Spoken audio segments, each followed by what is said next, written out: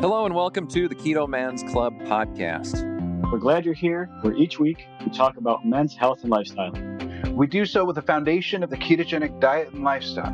If you don't know what keto is, stick around and you'll find out. The podcast will bring you real, honest fun. Each week we strive to uncover the tips and tricks that you can use in your everyday life to maximize your overall health. Find the clearest path to becoming the best version of yourself that you were meant to be. Hello and welcome to this week's episode of the Keto Man's Club podcast. My name is Chris. I'm one of your hosts, and this week we have the whole table here. We've got Alberto. How's it going? I'm doing great now. You're doing great now. You're home from Houston. Okay, and we have Jim. How's it going, Jim? It is good, sir. Glad to be back with you and Alberto again for another week and another episode. So what's new, guys? Alberto wasn't with us last week, so I'm going to let him start. Yeah, last week was it was an experience for sure. I was out of town again it was originally just supposed to be one night last Monday, and I actually had a really cool trip planned. I actually left Round Rock, drove to Dallas, actually went to Cody Myler's gym, met him, hung out with him, just chatted about NACA and all that stuff for a few minutes. Everything was good there. Then from there, I was driving to my destination, which was Wichita Falls, where I was going to have dinner with Tony and his wife and his mom, who, by the way, is awesome. I got to meet his mom. Low Carb Wichita Falls, our previous guest, who his mom has dementia. Went to go have dinner with them. Then I was going to work 2 days. On the way back, I was going to stop, visit the Technical Kitchen folks, and then just come on home, which sounds like an amazing plan. I made it to Cody's gym. I made it about 5 minutes. No, I take it back. I made it to Tony's house and attempted to have dinner. That did not go well because I was feeling off. Made it 5 minutes from the hotel, and I realized that what was in my stomach was not going to be in my stomach for much longer. And I had a big old Buc-ee's cup next to me because I just filled it up with ice, and I was chewing on the ice. I'm at a stop sign. I rolled the window down, shuck with the liquid. It's all liquid at that point. Shuck it out the window and continue to vomit for the next 5 miles with one hand as I drive to the hotel in the other with the other hand. Then I get to the hotel, and I'm just sitting in the parking lot because I'm like, I got to check in. I started going through the whole check-in process, and I'm feeling like death. And so I finally like, well, whatever, one way or another. Luckily, they recognized me. They had all my information, had my usual room on the first floor, got into my room, and just drank a bunch of water. Think I'll be fine. Drinking water was a mistake. So what ended up happening, real bad night. Woke up the next morning. I was definitely in no condition to leave that hotel room. So I just texted my customer that I went out there to see. Mind you, I'm 5 hours from home. And I'm like, dude, I caught it. My daughter actually gave me a stomach bug. She had the same stomach bug on Sunday. And I told him, I just ain't going to make it. So I proceeded to just lay in bed and feel like I'm going to die for about the next 24 hours. And I couldn't even drink water. So I was super dehydrated. So it got to the point where I couldn't even stretch my legs. My calves were cramping up so bad. It was bad, man. It was bad. Oh, but I've said it before to you guys, I have ulcerative colitis. So, mind you, my 6-year-old daughter is only 6. So she's able to shrug it off in, a day. And it literally put me down for the whole week. I tried going back to work on Wednesday. Nope. Going back to work on Thursday. Nope. Went to work on Friday for an hour. And I was like, no, ain't going to happen. Ain't going to happen. But the upside of that story is I did get to meet Tony's mom. She's just awesome. She's beaming personality, beaming with energy. And it was overall a really cool experience. I owe him a chill session because, kind of ruined that one. But the upside is I was able to leave his house because that would have left a very different impression. Yes, it would have. So what's new with you guys? Well, one of the new things is that Liquid came out today on their Instagram and said, hey, we have stock finally. And so I ordered some things off their website. You can go to Liquid Energy, or I think it's Liquid Energy with LAKUID, and you can order through their website. They're not back in stock on Amazon at this point. So that's new. It's definitely new. I had let me stop and restart. I have a manager of a bank in my town, and I had a customer come in today, and I've known this lady for a while through my previous job, and we were talking, and she was talking about allergies and different things, and all of a sudden she says that she's following this new health plan. I'm like, oh, well, what are you doing? She said, my doctor told me about this keto diet. I'm like, oh, really? So I just played dumb and kind of stood there and let her talk for a few minutes. And she has dealt with a number of food allergies over the years and pancreatitis, gallbladder issues, a variety of things. And so she started doing keto back early in the year, like January, February. She's lost, she said, around 50 pounds. She said she's kind of hit a stall over the last couple of weeks, but she's been traveling for work. And so that kind of thrown off her game just a little bit. But she was talking about how it's helped with inflammation and all the things that we've talked about in this show and in the group and whatnot. And she said that she and her husband a couple weeks back, they had a weekend free. And so they went to went away for the weekend, and she splurged a little bit. And the thing that she had been really avoiding was dairy. And she said that they went out and they found the shop that was one of these little ice cream places. And she said, I got a small scoop of vanilla. And she said, for the next 3 days, I hurt so bad.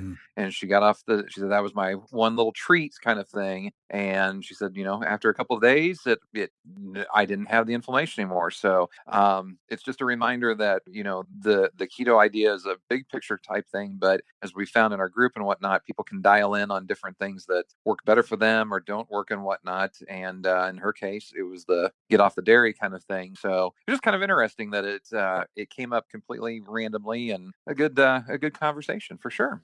Awesome. Yeah, the keto diet is definitely taking on a life of its own, and we all know it as a way of life, not a diet. But there's so many people that still think of it as a diet, sadly. But yeah, it's definitely doing some really cool things for people, and we see that every day in our group. So let's do our call outs, and then we'll do some topics. Jim, who do you have on deck? I am calling out somebody who I don't think we have called out before. His name is Chris Duckett, and I am calling out Chris because last night or the night before, he did an awesome live video on Facebook in the group and said, I'm going live if you want to chat and whatnot. And so our man Chris put this together real quick and everything, and it looked like it was a very nice turnout. I was doing some work at home, so I couldn't jump in on the whole thing and whatnot, but I'd pop in periodically, and it looked like it was very well received, and it wasn't the first one. So my shout out is to you, sir, for a very nice job of continuing to keep people engaged and informed in the group.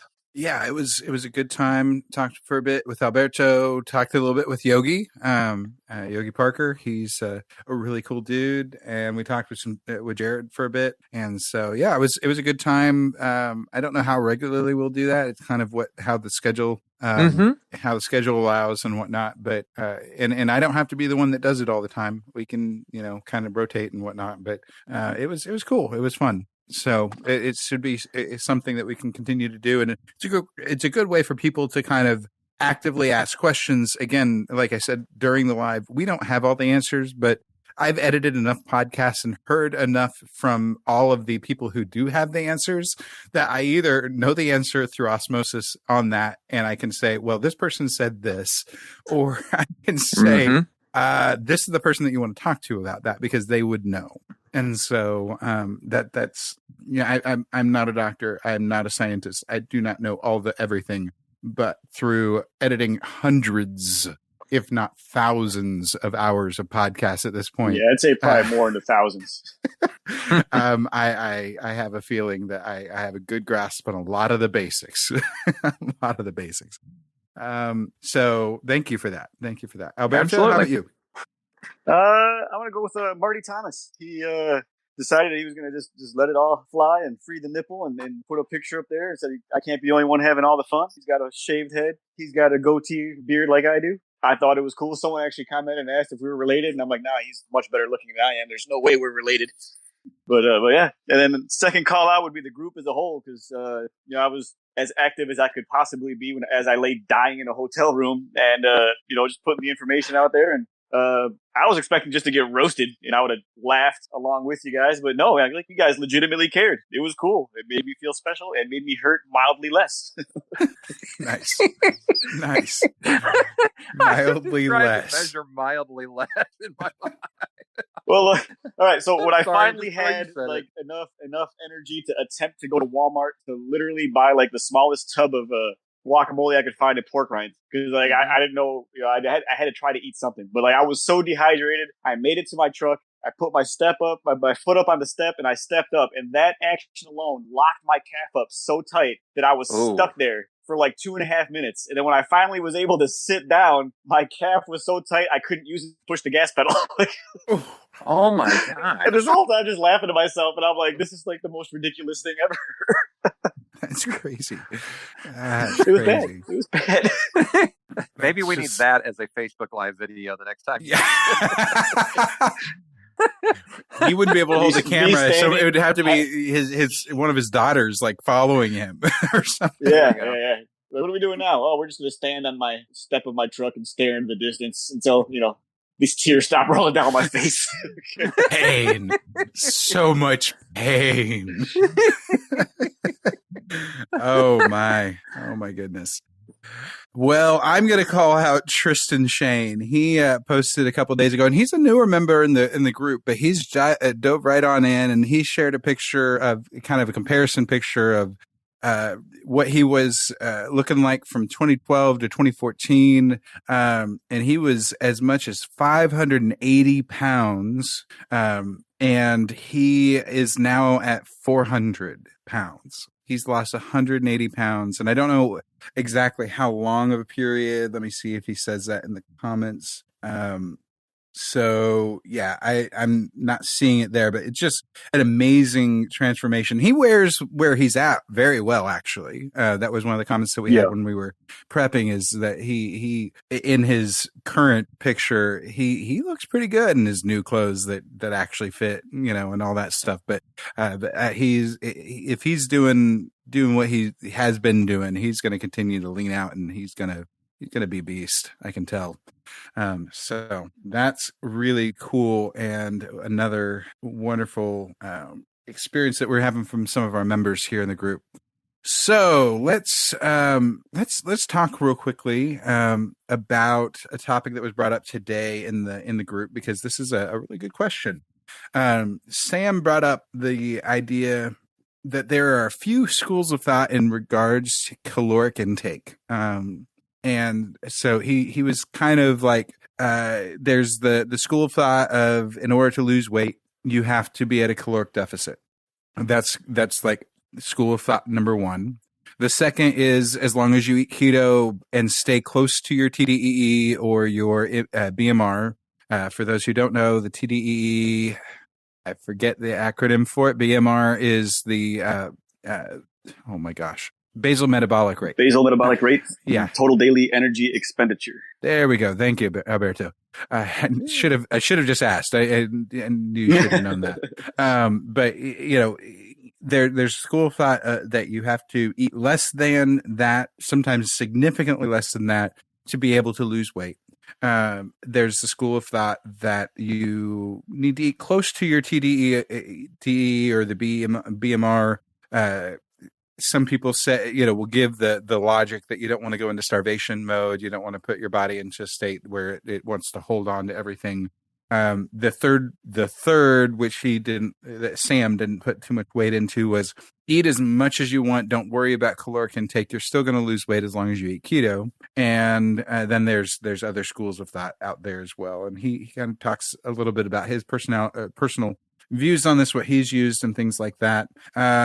Let's talk about this a little bit. Jim, do you have any insight on this, and what you think is well? And the disclaimer that I'll add to this is, I don't think that there's a wrong one there. I think each one of those has their merits, and each school of thought has their effectiveness. But I don't think that they're for everybody. So that's my little disclaimer. But I do think that they're all at least somewhat valid. What's your take on all that?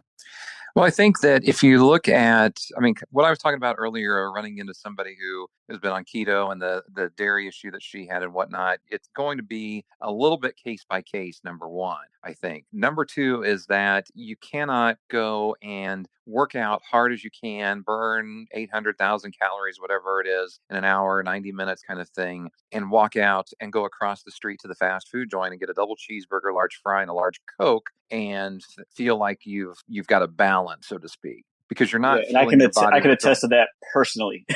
You and me both, brother. You and me both. You're not fueling your body with what it needs. You are going with what tastes good and is what is triggering your mind, but it is not what your body needs. So the calories count, but it is also what the calories are.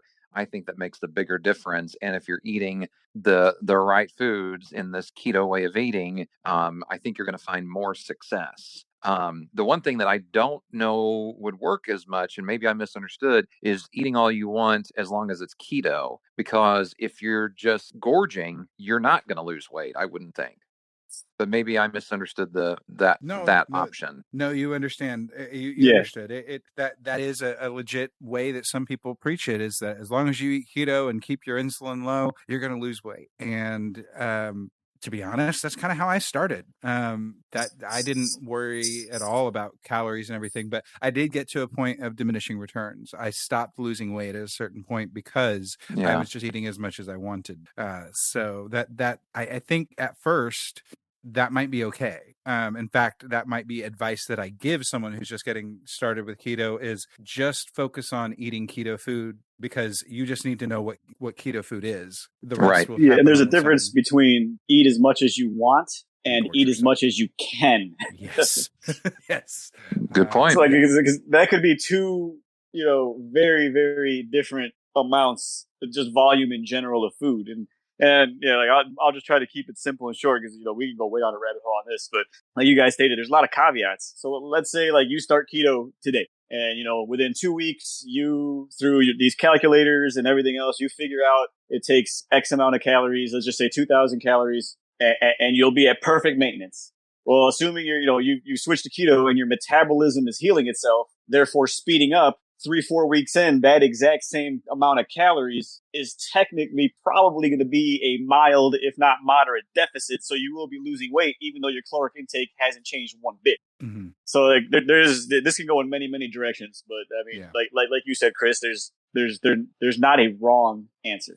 Yeah. And I think that it really is. It's up to the person and up to what works for them. And I think that it even changes. I wouldn't say from day to day, but I would say that it changes from month to month for those people. So I really think that there's something to that. Some people need to practice a little bit more on the caloric restriction side than those that don't. The thing that I would caution, and this is what I've heard preached. Like I said, I don't know much, but I know the experts that do know much. The experts that I have learned to trust do not preach or encourage deep caloric deficits unless you're in a specific cutting program. So unless you're preparing for a competition and aggressively trying to lose body fat or something like that, your goal is not you shouldn't generally eat way under your BMR or the TDEE because you really don't want to put your body into a state of shock where it's like, okay, I've got to hold on to everything I have because I don't know when my next meal is going to be. I do believe there is a mode for that. Some people call it survival mode. I've seen that too often, and usually that takes the form of the body just reacts to the decrease in nutrient-rich food. It will decrease slowly but surely in the metabolism and shut systems down. That's where you see people complaining of hair loss and things like that. As they're losing weight, and that sometimes just happens normally whenever you're switching from one diet to another. But it especially happens if you switch to a new diet and then you restrict your calories heavily. You will likely have systems shut down that are auxiliary so that your heart keeps beating and your brain keeps working and things like that, because that's where the energy is needed first. So I am not a fan of severe caloric deficits, but I understand that they can be useful at times for specific goals. So I'm the place that I live in most of the time, mindset wise, is the second one, which is eat at or around your TDEE or BMR. so that you're not in a severe caloric deficit, and then work out and things like that to increase your metabolic usage so that you can live off of your body. The other half of that is that, especially whenever you have a lot of fat stores and they're the easily accessed fat stores, and I always get it backwards, the white fat versus the gray, the white versus the brown fat. One breaks down more easily than the other. And when you're first losing a ton of weight, your body makes up for it. It will use those body stores to make sure that you're getting, quote, enough calories in the day, because it can feed off of itself. But you get to a point. I got to a point whenever I was first keto. I got to a point where I had burned off most of that easy to burn fat, and I just had that really stubborn stuff left, which I still do have, sadly. But that I had to work out. I had to watch my caloric intake a little bit and be a little bit more controlled, because at that point, that's whenever I saw things start to slow down and I felt more hungry. And that's, I think, the other side of this. And I think you guys would agree too. If you're hungry, eat. That was another post that we saw earlier this week. There was somebody that says, does anybody else, how does everybody else deal with the hangry? And we're like, why are you hangry? Eat. And so I am totally an advocate for making sure that if you're actually hungry, if your body's telling you that you need food, eat. Don't subject yourself to starvation just because you think that you have to lose weight. I don't think that those two things are musically tied to each other. I'm going to add one quick thing about the calorie discussion. If you are not a person who's ever counted calories or measured food or anything like that, you have to be honest with yourself, and you have to be mindful of what you're putting on your plate, on your fork, and in your mouth. If you're taking a plateful of something, if cottage cheese or a salad or whatever the case may be, you need to know, is this a cup? Is this half a cup? What is this kind of thing? So as you're using whatever tracker it is for food, you're getting a good close approximation of what the calories are, what the macros are, and things like that. Throwing together a bunch of stuff on the plate and like, oh, well, we'll just call this blah, blah, blah, then you're kind of defeating the purpose already, because you're not taking that extra step to measure out what you have. And consequently, you're defeating your future success. Yeah. Yeah, I agree with that wholeheartedly. Alberto, anything else to add? No, sir. I mean, we could go on this subject forever, but I think we're good. I think we all added a valuable commentary. Yeah. I hope that helps somebody, because it is an important topic, and I'm glad that it came up in the group. And there's a lot of good, healthy discussion surrounding it, but it's good to have it on the podcast as well, because maybe somebody will hear this that didn't get to be in on that conversation. Okay, so at this point, let's dive in. We do have a guest this week. I didn't mention that earlier. Yeah, he's been chilling. Yeah, he's been very patient, waiting with us. We have Bernie with us this week, and he is going to talk with us a little bit about his story and whatnot. Welcome, Bernie. Thank you. How you? How's all the brothers doing? Doing well. All good. All right. Okay, well, let's just dive right on in. Let's start at the beginning. Give us a basic rundown of who you are, kind of where you came from, and what your health journey has started out with. Okay, I'm a bit different, I think, than most of the guests that you have, in that I lived most of my life as a skinny person. I'm going to say I'm 60 years old. I live in Los Angeles. I work in the entertainment industry. I worked on set for probably about 20 years. And for the last 10 years, I've been more of a coordinator, more of a desk job, mixed in with some occasional bursts of physical activity. But just to demonstrate how skinny I was, when I graduated high school in the Paleolithic area, I was 5'11" and change about, and I weighed 130 pounds. Ooh. So I was thin. I would pass you a piece of pie at that size. Yeah. Well, oddly enough, also at that time, I was also like a full-fledged drug addict. Ooh, yeah. Mostly marijuana use, but I did a bunch of other stuff. And so, people that smoke marijuana, we eat, we snack, we get the munchies, and I ate, junk food all the time, but it didn't really affect me much. A few years later, when I discovered beer, I probably put on 15 pounds pretty rapidly. When I was about 20, my father was diagnosed with prostate cancer. It's a pretty established prostate cancer.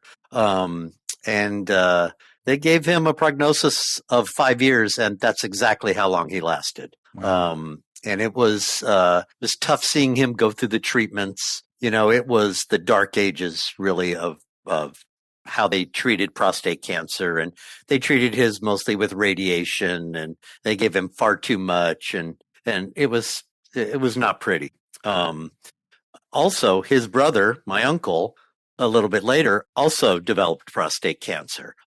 He managed to live to a ripe old age, but now I realized, okay, there's something going on with the men in my family. I guess I could jump ahead to age 40. By age 40, I had, gotten this career that I'm in. I had gotten married, had a kid, and had a divorce. At age 40, around my birthday, which is in February, I had I hit rock bottom, which basically took the form of crushing loneliness, because my drug addiction, instead of having me out and partying with all my buddies, was basically just me at home on my couch watching TV, doing drugs till I passed out. So around my birthday in 1999, I went to my first 12-step meeting, which was Marijuana Anonymous, which not many people have heard of, but these were my people. And then another common story about people that get sober is you tend to gain weight right away because you start to use food to make up for the good feelings you were getting from alcohol or drugs or whatever. We call it the sobriety belt. And I probably gained another 15 pounds pretty quick.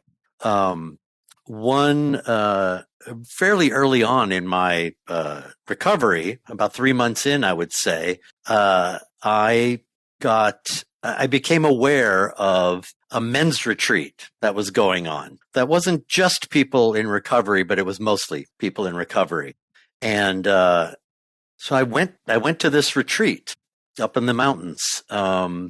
And there's a long story about why I got there so late on this Friday night. But I remember I showed up to a circle of about 65 men around the biggest campfire I had ever seen, talking like men that I'd never heard men talk like this before. And I came to find out that this was put on by a group called the Lone Wolf Pack. You notice how that name is fairly similar to the Keto Men's Club or Man's Club?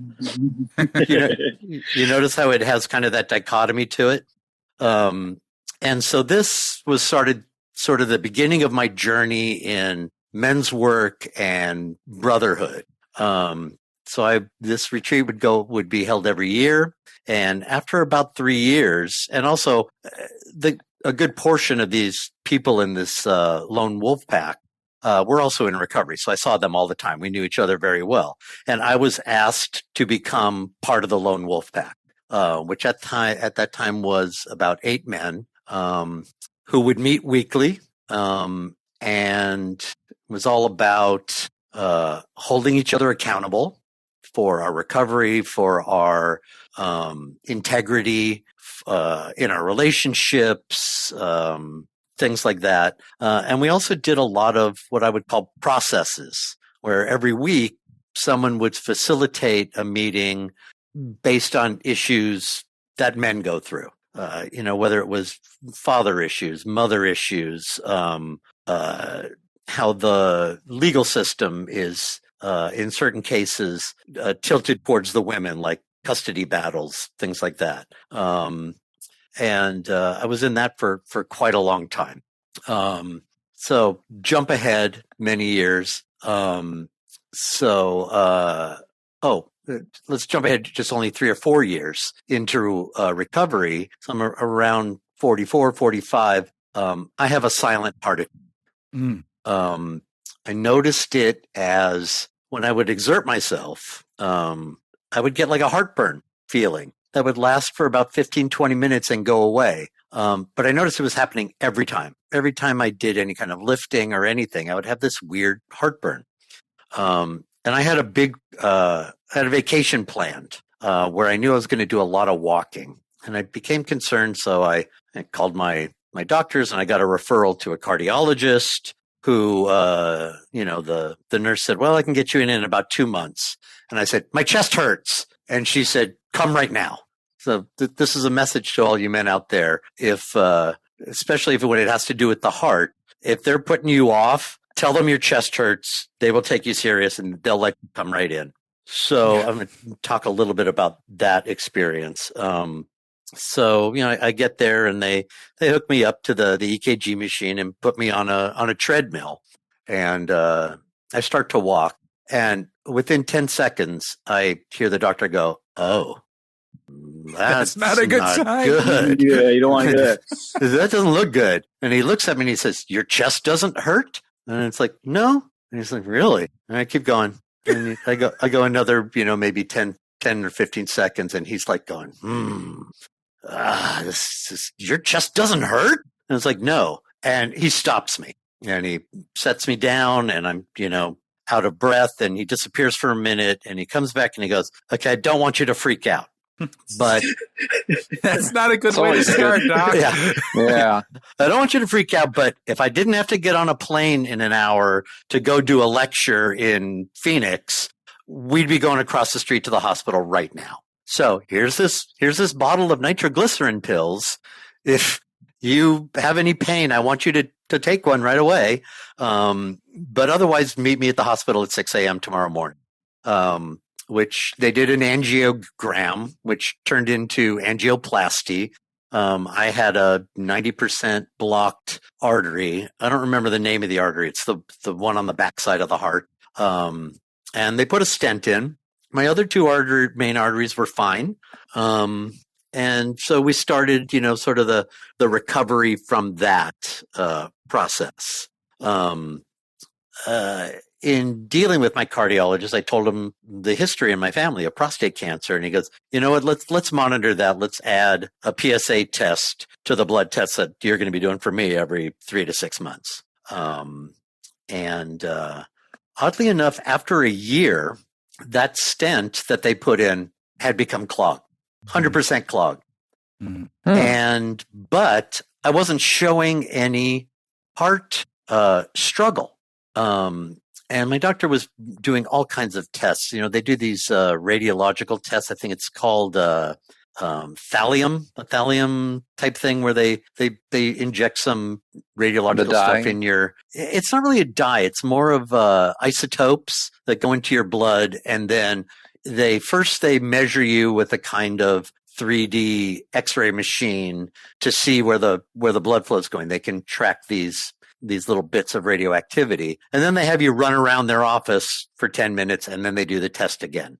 And he was saying, it looks like your heart muscle is getting plenty of blood. You either grew or activated blood vessels to that part of the heart. And I think you're fine, which was great.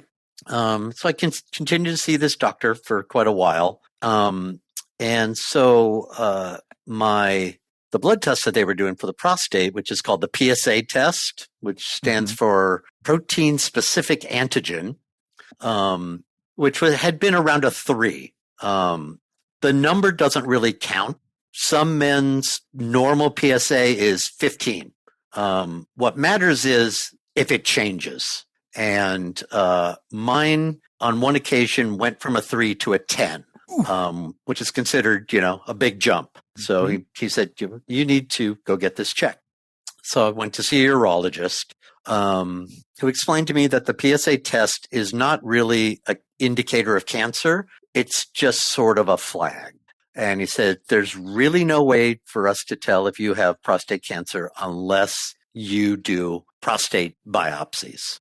Let me tell you about the prostate biopsy process. It is not pleasant. If you want me to describe it, I will. But I'm just going to say that after I had my first test, I cried like a baby for 15 minutes right there in the office. I really sort of felt violated, and it wasn't very nice. So they send. So what they do is it's 12 needle biopsies, which are they take a small little bite of the prostate flesh and send it off to a lab. So a week or two later, when the labs are done, calls me back in. He said, "Okay, 11 of the biopsies are clean. In the 12th one, in less than 5% of the tissue, there are some precancerous cells." So I said, "So what does that mean?" He says, "Well, technically you have prostate cancer." Okay, I guess it wasn't a big shock knowing what my father and my uncle had gone through. So, his advice was the only way you can treat prostate cancer is to remove the prostate or kill it with radiation. That's the only surefire way to treat prostate cancer. And I was like, okay, let me think about it. So I went and got second, third, and fourth opinions from another surgeon and some radiologists. And in the meantime, I do research on my own. Thank God for the internet. Mm-hmm. And I discovered two really interesting things. There was this study done, I think it was in the 90s, and I don't know how they managed this, but they basically did full body autopsies, head to toe, on something like 60,000 men and women, I think, that had died from causes other than disease. They died in car accidents or industrial accidents or from violence or drug overdoses, things like this. And what they found in this test was that basically every man, without exception, every man over the age of 40, if you look hard enough, you will find some prostate cancer. And they found that the older that the man was, the more of it you will find. So what I took from that is prostate cancer is a normal process of aging. And for most men, the vast majority of men, these cancer cells grow very slowly, extremely slowly, and really may not ever become a problem until you're 80 or 90, where you're probably not going to do anything about it anyway. The surgery to deal with it would be more damaging and shorten your life more than just letting it run its course. The people that get real prostate cancer, they develop, more active cells. Like the difference between type 1 cancer cells and type 3 cancer cells is how fast it grows and how invasive it is. The other thing that I learned is, I looked at a lot of the American Cancer Association, and specifically for prostate cancer, they acknowledge that PSA tests are not that accurate and that probably millions of men had their prostates removed based solely on that number of the PSA test, and that was not good medicine. And that people like me, where they had found this minute amount of these cells, probably didn't need to do anything. And they developed a system of what's called watchful waiting. And watchful waiting meant that you continue to be tested, you continue to do the PSA test, you continue to occasionally do the prostate biopsies, and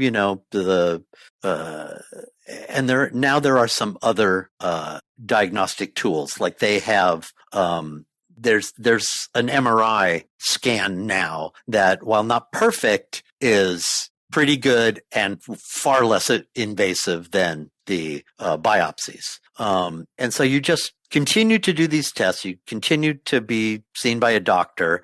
And if no big changes are happening, you just continue to watch. And so that's what I've been doing for 12 years now. I have a little bump on my prostate that the doctor can feel, but it hasn't changed in 12 years. I've had 3 other rounds of biopsies where they've found nothing. I have, I believe, some negative side effects from all those biopsies. The doctors will tell you that, oh no, that tissue will grow back. It'll heal. It's no problem. I don't think they're correct. I have some side effects from it.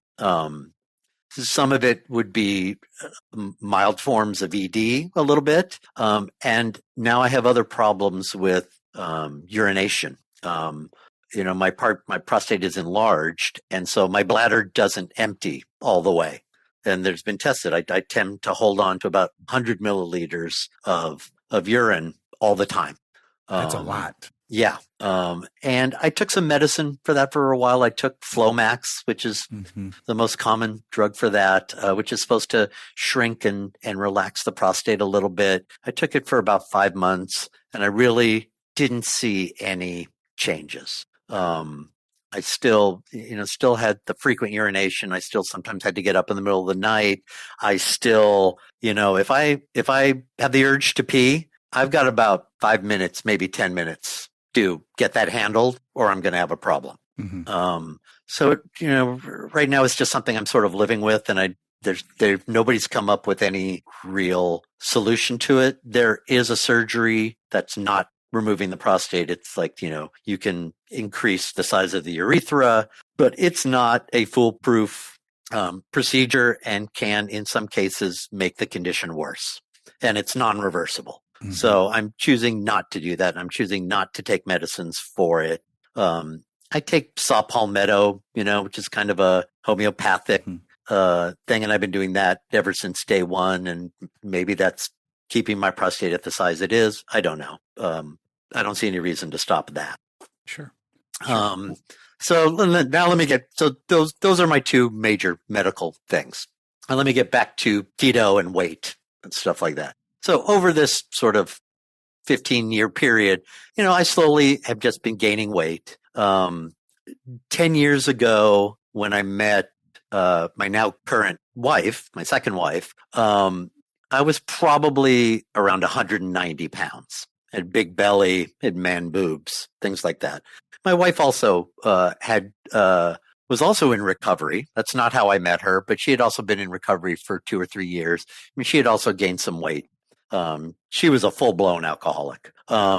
So shortly after we met, we started to cohabitate, and we started to go on diets. We need to lose some weight. And, we did several of the low-carb diets, Atkins, Zone, South Beach diet, and we would lose about 12 pounds, and then that's it. Just hit a wall. Until we kind of just basically gave up. Then came 2017 and 2018. These were difficult years. My work was incredibly stressful, and my mother had become very ill. And she actually passed away on Bastille Day of last year, 2018. I say that because she's French, and she died on Bastille Day, so everybody mourned by shooting off fireworks all over France that night. We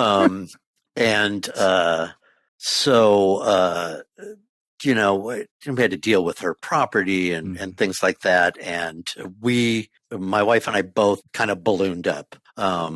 And so in this year, around my birthday in February, I hit my top weight ever, which was like 211 pounds. And so a few days after my birthday, on March 3rd of this year, her and I started keto. And initially, I set a reasonable goal. I said, if I can get down to 185 pounds, that would be awesome. Which I reached pretty quickly. I reached that weight in 3 months. That was 25 pounds I lost in the first 3 months of keto. which is not, superlative, but it's pretty good. And I was really happy with it until I stood in front of the mirror and saw it's like, wow, I still have quite a belly and I still have these man boobs, and maybe I should keep going. So I set a new goal of 160 pounds, which I actually reached about 10, 11 days ago. Awesome. So the end of September. If I look at the government numbers about how much I should weigh for my height, which I've lost about an inch of height, one because of age and one because of a neck surgery that I had. So now I'm a little over 5'10". The government says I should be 155 pounds to be ideal, which I've always thought those numbers were kind of ridiculous. So they are. Yeah. And so in my mind, I really don't want to lose any more weight. So I'm now consider myself on maintenance. One thing is I track religiously for the first 6 months of keto. And this past month, I went around Labor Day, I went on a vacation by myself. I went on a fly fishing trip for about 5 days by myself. And just stopped logging my food and have not gotten back into the habit. So I've for the past month have not been logging at all, and managed to lose about the 6 pounds to get to where I am now. And since 10 days ago when I hit this weight, I'm staying right there, give or take a pound here or there. Because, I feel like after 7 months, I know how to eat. And I know when I'm full. And so now I'm entering this new phase of maintenance, and a new commitment to be more regular and committed, and work harder at the gym. Cause it's, now I'm back to 160 pounds, which I haven't been since my 30s. And I'm thin and I'm not as strong as I was at 190 pounds, and I'm not as sturdy, and I need to work on my weaknesses, and I need to build some muscle under some of that stretched, loose skin that I have in some places. And in fact, I met with a trainer this morning, which sadly didn't work out very well, but there's other ways I can go about it. There's you guys, there's the Keto Man's Club, which is, never short of advice when you ask for it. And there's the internet, there's 16 million exercise programs on YouTube. And I'm sure I can find, what I'm looking for there. Absolutely. Yep. So let's rewind a little bit. Let's talk about your experience on keto versus your previous attempts. You kind of alluded to it, but kind of talk to us a little bit about the actual experience of it. You said that you would stall out very quickly, you'd lose some water weight, that type of thing. Were you starving yourself? What? Tell us more about kind of the experience and the contrast between that before and what you've experienced with keto. Right. That I had never dieted in my life before I got together with my current wife. And, so that was a difficult process for me. First learning how not to eat some of these foods, which I loved, bread and pasta and, sugar. And I would find myself feeling hungry or feeling deprived. I think I also did Weight Watchers or something close to Weight Watchers, and where you're counting numbers. And I found it difficult, and I didn't enjoy it, but I was like, I got to lose this weight, and it just wasn't working. And I wasn't feeling good about it, and I wasn't feeling good about myself, and I was miserable, doing it. And I think it was the same for my wife, and so when we finally had exhausted all these choices, that's, I think, when our mindset kind of was, diets don't work. Let's exercise more. Let's do this. Let's do that. And it never really worked. One, because, we gave ourselves permission to to eat, what we wanted a lot of times. So, maybe during the week we would try to eat small meals and salads a lot, but, we'd go out on the weekend with friends and, we were eating what we wanted to, and, the first place that I heard of keto was actually from my health plan. When I got together with my wife and we bought a house together, let me preface this as I work in the entertainment industry and I'm in a union, and we used to have the world's best healthcare plan. Everything was covered, 100% covered. Maybe you paid $10 copay on a visit or something, but I had many surgeries, like my heart, my stent, and the angioplasty and all that, 100% covered. But that started to wither away over the last decade. And another choice that we have is Kaiser Permanente. I don't know if you guys have that where you live. It's sort of a Western States type organization. And so we joined Kaiser. And Kaiser is pretty good. There's no hidden costs. You pay a copay for every visit. And it's pretty good. So after I, saw my first doctor visit there, and they saw I weighed 200 pounds, I was listed as obese. So I would get email newsletters all the time from Kaiser that mentioned keto. I had no idea what it was. So this year, when we decided we had to do something, my wife and I both, I think my wife, she mentioned it to me. There's this keto thing, and I've been researching it, and our hospital backs it, and I think we should try it. And so we sat down, and she told me what it was, and was like, I get to eat steak? Get to eat bacon? I really? Okay, I'm all for this. And, we downloaded it, the Carb Manager app, and we went on our way. I'm not going to say I've never been hungry on the keto diet. Sometimes I've been hungry on purpose, like an intermittent fasting type thing. And my big weakness is snacking after dinner. And I've kept up my snacking doing keto, even if it meant I went, over my fat numbers or my protein numbers or my calorie numbers. Not by a lot. I wouldn't go 300 over on my calories, but maybe I crossed over that limit. And I was still very successful. 50 pounds in 7 months, I think is pretty good for someone of average size. And so it's been easy. It's really been easy. Yes, you get really good at reading labels. You get really good at recognizing which foods, have a hidden bomb in them, But I'm also really lucky that my wife works from home. And so she makes these wonderful keto meals.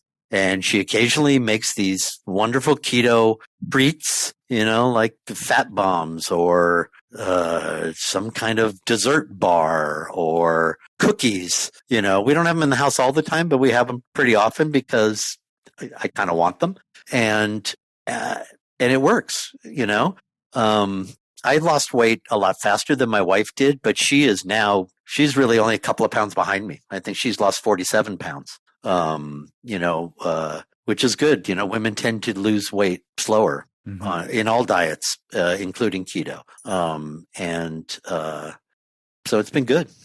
Oh, yeah, that's awesome. It's really good that you got I guess let's say a kind of a built-in accountability partner.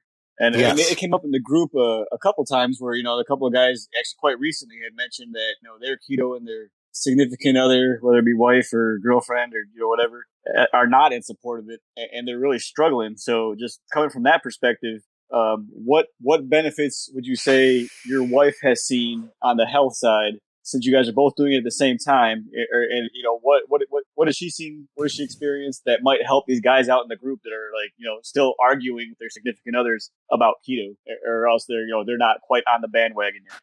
Well, her and I never argued about this. We both got on board at exactly the same time. But I think depending on what the significant other's health is, there's a lot of arguments for this. The long list of ailments that just in our group that we have seen cured or made less it's a long list. I mean, my personal list is, I used to have really bad acid reflux. And I took a pill for that every day. About a month into keto, I stopped taking it just to see. I don't have acid reflux anymore. I had, allergies, pollen allergies type things. And I would take, a Claritin every day. I stopped taking those. I don't have these allergies anymore. A lot of aches and pains have gone away. Things that were caused by inflammation have gone away.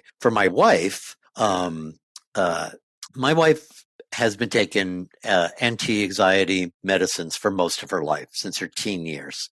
And as you know, they are a major roadblock to losing weight, under any diet, including keto. And so she, a few months before we went on keto, weaned herself off these anti-anxiety drugs. And while she's not exactly the same person she was while she was on the medicines, she's not where she would have been without taking the meds on keto, if you know what I mean. She's her anxiety is pretty kept in check. She has episodes, but it's not as bad as it once was. She also has managed to injure a tendon in her hip, and the anti-inflammatory properties of keto is helping with that. She's probably going to have surgery on it at some point, but being on keto has postponed that.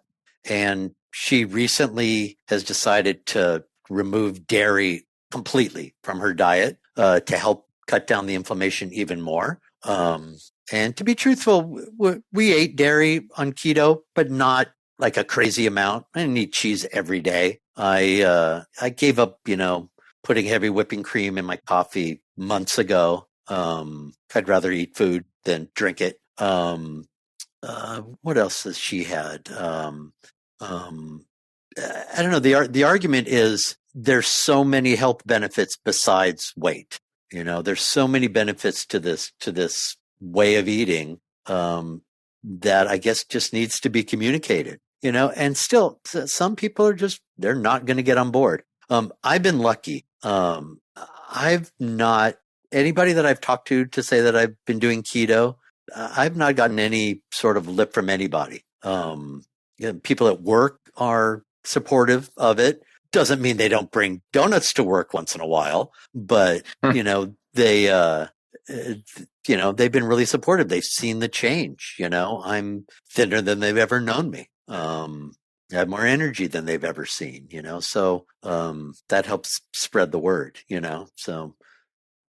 Tell me, Bernie, I'm curious, talking about your addiction issues over the years and everything, has keto played a role in dealing with those at all? I would say it probably has to. One thing that, especially since my drug of choice is something that people consider a pretty benign drug, marijuana, and many people consider it non-addictive at all. But it was for me. There's something that we talk about in recovery about, slipping. I can't think of the word right now, but, getting back into using. And we call it, like, let's say you've been sober for quite a while and you're at a party or something and you're like, you know what? I'm not really sure if I was an addict or not. Maybe I just had a problem. I had bad willpower. I'm going to have a little tonight, and let's say you do. Let's say you take a couple of hits off a joint and, you don't get obliterated and you go home and you're not looking to buy a bag the next day. Right. So what we do is we call that, let's now play out the tape. So what's the ramifications of what you just did? What you're probably going to do is now you're going to say, look, I did fine. I smoked some weed and it was no problem. And I'm not going to go buy any. I could do this again once in a while if I wanted to, and so you do. Let's say you wait a couple of months and you do it again. It's like, wow, I really don't have a problem with this. Maybe I can have some in the house, and you play that out. And how far along until you're a daily, all day smoker again, or a daily, all day drinker again, or whatever your addiction is.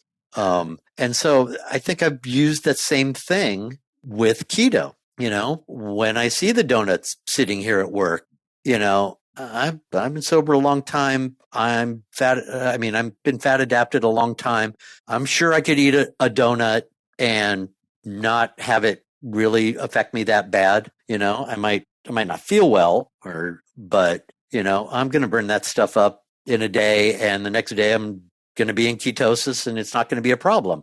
But if I give myself permission that one time, how soon will I give myself permission again? And then how soon will I be giving myself a permission all the time?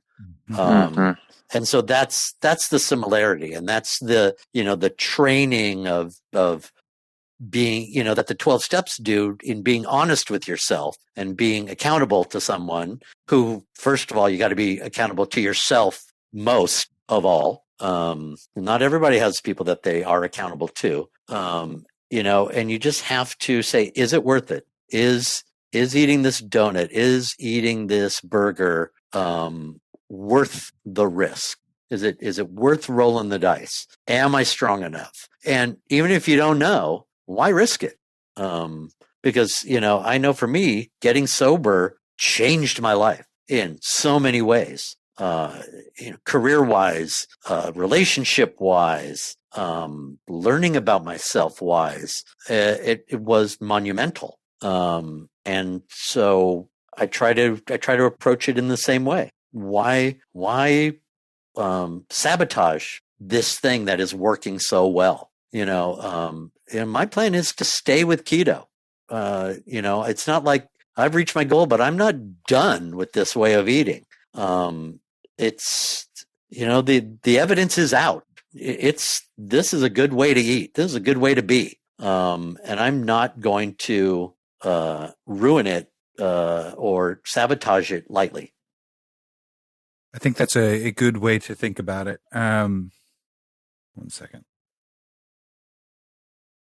I'm going to throw one more question here. Or is that okay, Chris? Yeah, absolutely. Okay. I didn't know if you were pausing or anything. So another thing I want to ask Bernie, because you mentioned it earlier that you're 60 years old. So, a lot of the group is a little bit younger than you. Nothing wrong with that or anything like that. But with all of the things that you've talked about in the show this week, are there things that you haven't mentioned about keto and your being in the 60-year age range? Are there things that you didn't expect keto would do that it did, or are there things that you were hoping that it would do that it did not? I'm just kind of curious, since you got a little bit more gray in your hair, what your thoughts are on that. Well, the one thing that I didn't expect, at about 4 months keto, I had like a full blood panel done, and my cholesterol came down way down. I've been taking a statin drug ever since I had this heart attack, because my cholesterol was high by the standards that they used to set. And with the way I ate pre-keto, the statins were keeping it in check. But I was still over 200. I was, anywhere, 210, 220, something like that. I'd have to look up what my last numbers were, but I think they were in the 80s, something like that. It was like, wow, a good number. I will be seeing my cardiologist again in January sometime, and I'm going to seriously talk to him about, I think I should stop taking the statins. Not because I have any kind of side effects from them. I don't have any of the listed side effects. But just, why should I take a medicine that I don't need to?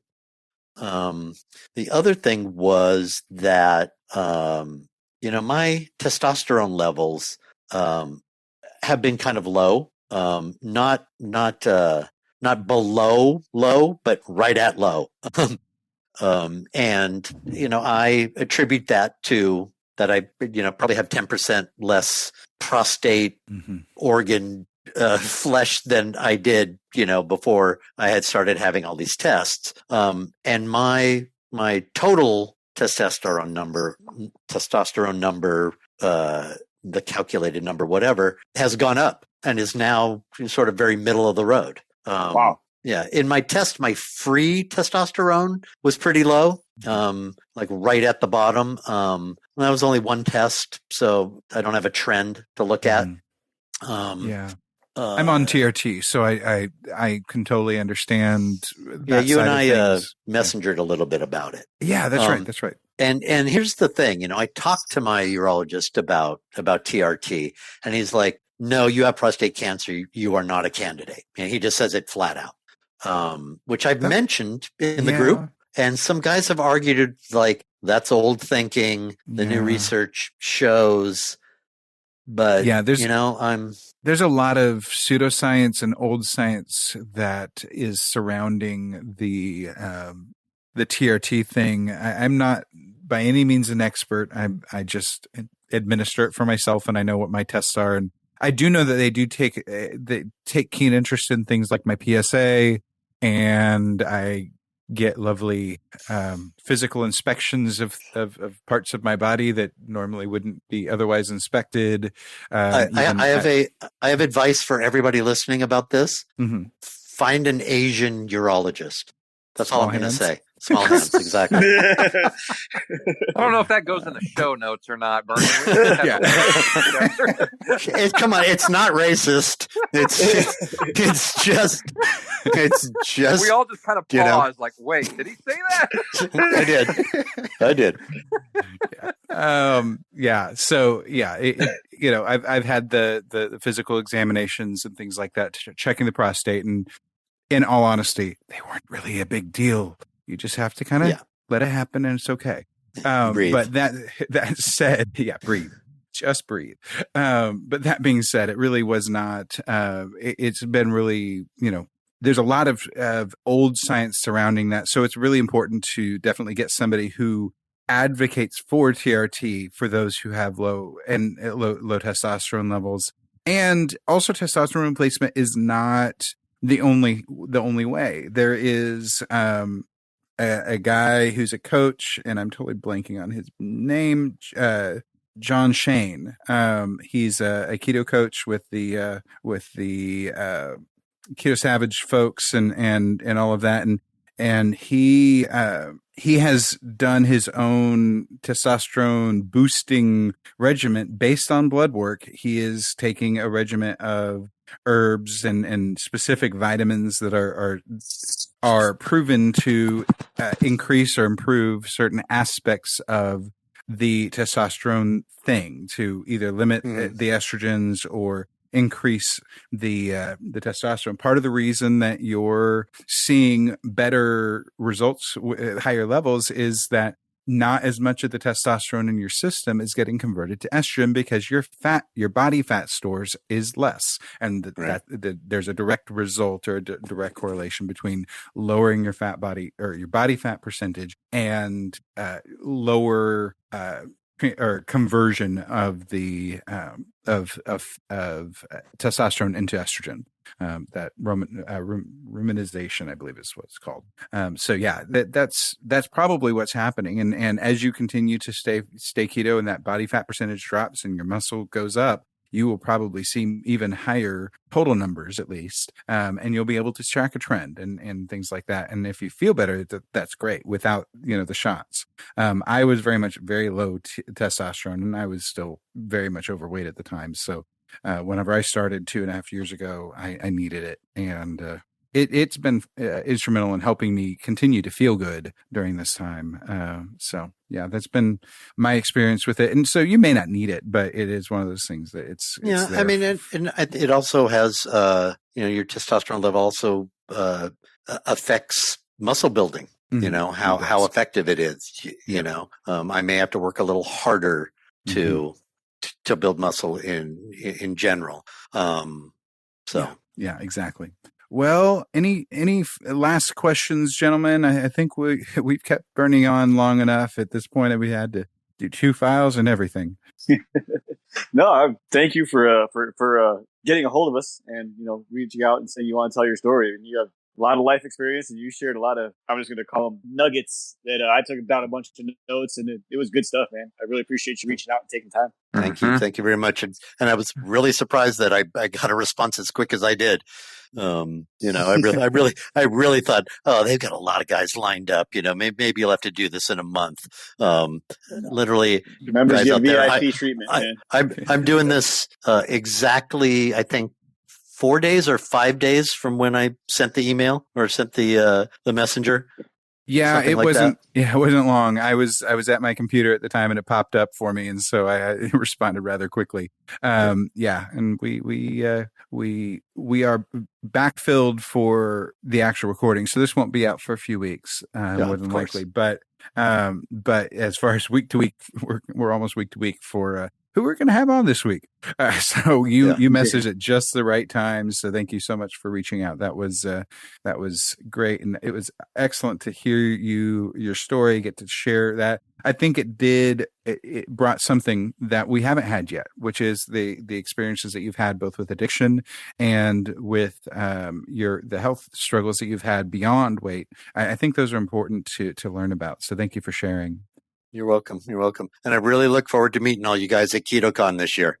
Oh, it's going to be great. It's going to be awesome. I bought my tickets. But I'm just going to say, I think I'm out of the big house idea. I think I'm going to get my own hotel room because I'm old and I'm grumpy, and I don't want you guys walking on my lawn. You and Jim need to get something with 2 bedrooms so you can both have your own bedroom. But that will work. Next door.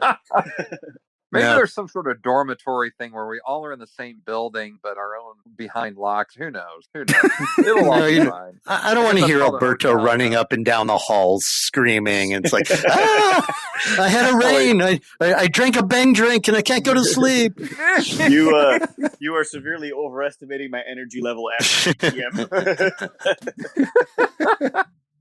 Yeah. I'm very low energy after a day on the conference floor, actually, because I've been socially engaging so much that my brain is starting to wear out towards the end of the day. Okay.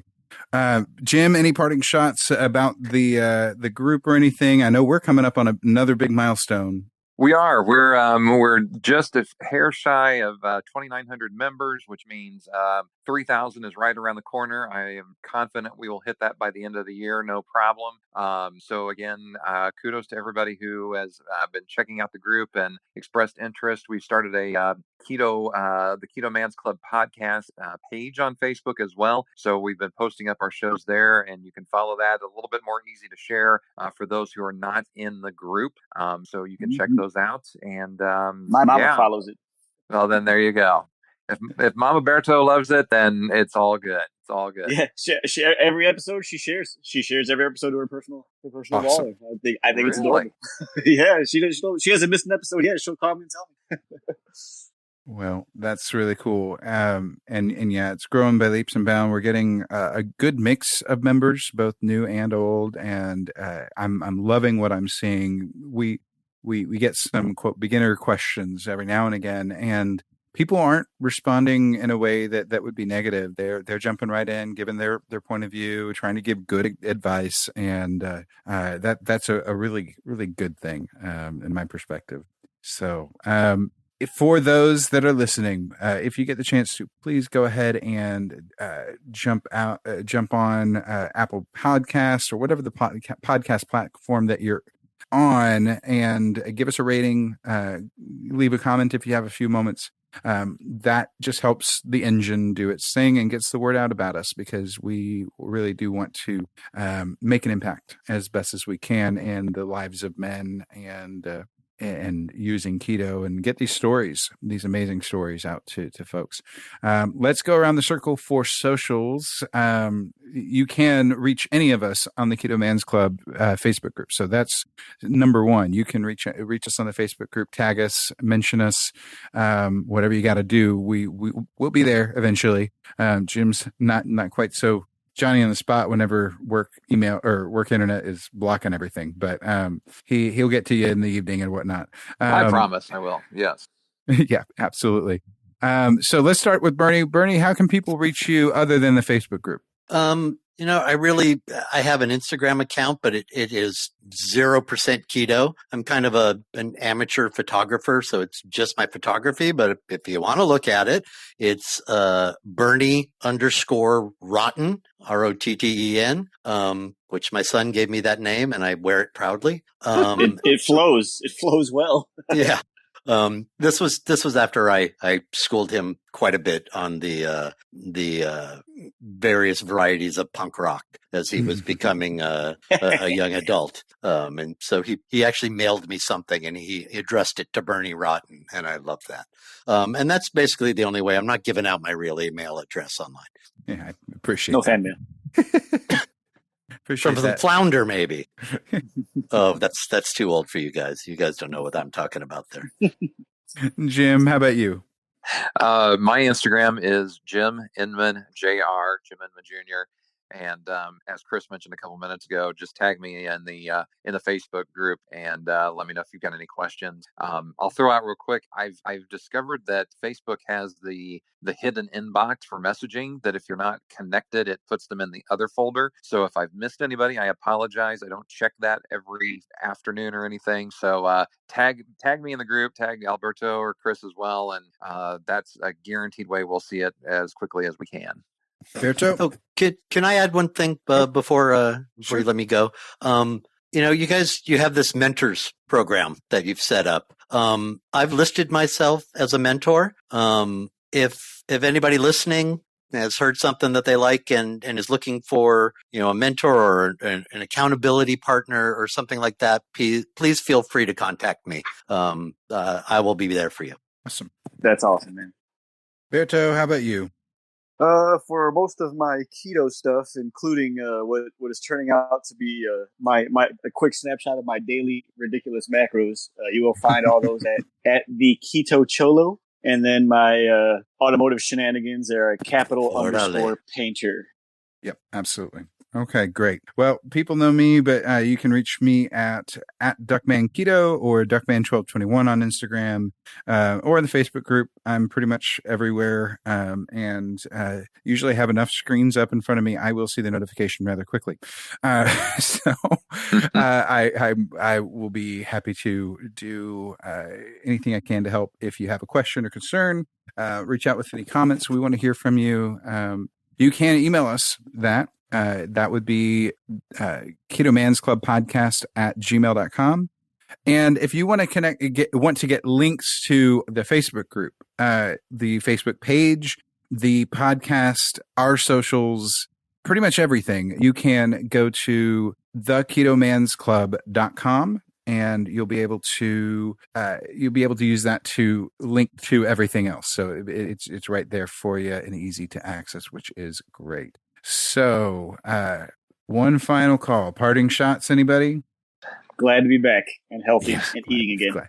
Healthy and eating again is a good thing. And watch how you press down on that gas pedal there, Alberto. Oh yeah, well, I'm good and salted up now. I had that problem for a while. Well, I guess that's it for this week. Until next week, eat meat, lift heavy, sleep, and repeat. Thank you for joining us for the Keto Man's Club podcast. Your support means the world to us. Don't forget to subscribe so you don't miss an episode. Would you help us spread the word about the Keto Man's Club by sharing with your friends and family? We're available on all podcast platforms, so just search for Keto Man's Club and you'll find us. If you would like to connect with us, you can do so a number of ways. Our web address leads to our Facebook group, theketomansclub.com. That's TheKetoMansClub.com. You can also follow us on Instagram at Keto Man's Club Podcast. Lastly, if you have any comments or questions, feel free to reach out via email to ketomansclubpodcast@gmail.com. Thank you again for joining us today, and we look forward to hanging out with you again next week.